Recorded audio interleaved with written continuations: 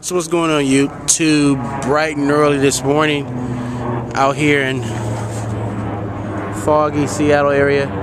Actually, I was just watching the news and it says, because I used to live here, by the way, it says like zero visibility, and I forget about those days of driving, you know. But you can only see a little bit in front of you, whatever, right? But here's the deal, okay? So I want to spend some time on this investment thing, because what better time to talk about investing and making a better return on money during these hard times. And I want to tell you guys a little story that I actually went through when I was in Omaha, Nebraska. Now let me first let me give you guys some insight here. Warren Buffett, for those of you who may not know, because some people actually don't know who Warren Buffett is. Warren Buffett actually is the third richest man in the world, and the majority of his wealth he made through the stock market. Okay, his home is in Omaha, Nebraska, which is about 2.5 hours from where I live. And me, I'm a guy that asks a lot of questions.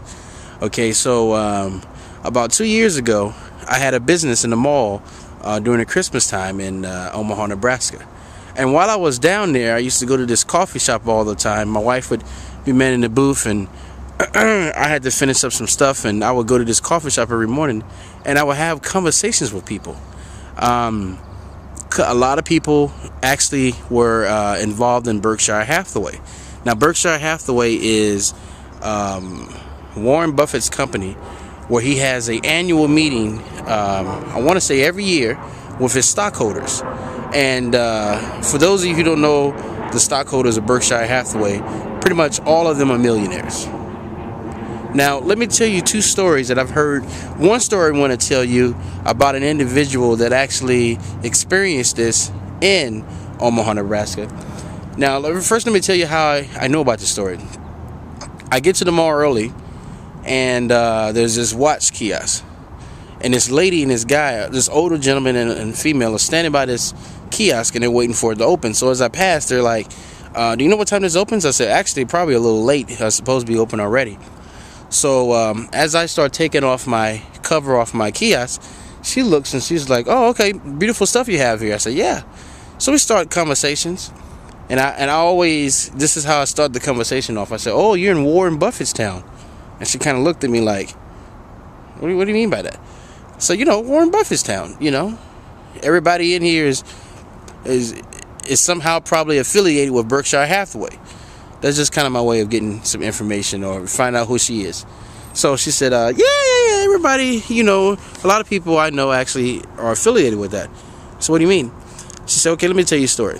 She said, a good friend of mine's, a while back, a long time ago, they heard about this guy named Warren Buffett, and everybody was investing with this guy.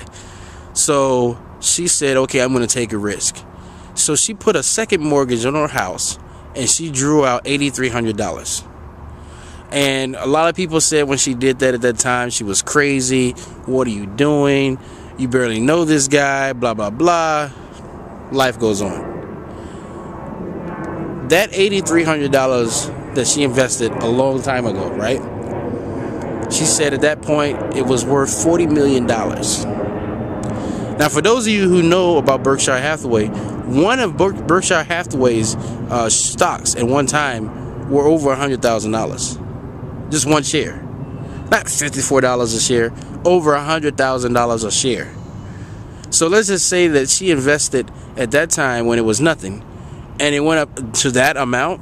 Of course she's a millionaire. But then there's a story, and I actually read about this one.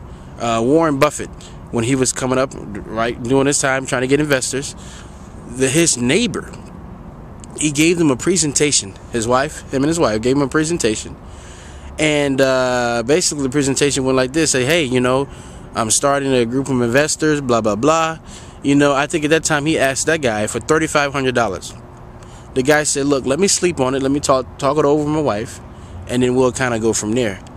So as they started talking about this subject, what happened is that first of all, that guy that he was talking to that moment, either he's the CEO of Coca-Cola now, or he was a former CEO of Coca-Cola. But anyways, if he would have invested at that time with Warren Buffett, they said that his money would have been worth close to $400 million. Now, why am I saying this? I'm saying this to say this. I said that to say this. You know, I believe in not betting the farm.